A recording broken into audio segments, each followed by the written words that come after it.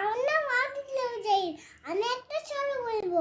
আর ছড়ার নাম আতা গাছে তোকি। আতা গাছে তোতা পাখি ডালুম গাছে বউ। এত ডাকে তবু কথা কও না কেন বউ? ভাইয়া বলো তো 1 + 1 = 2 2 + 2 = 4 তুমি এগুলো পারো?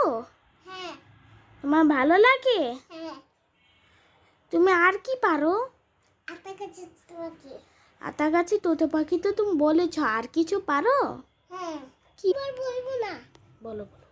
আ- ওই দেখা যায় তাল গাছ, ওই আমাদের গা, ওইখানতে বাস করে কালো বগিচা। ও বগে তুই খাস কি? পান্তা ভাত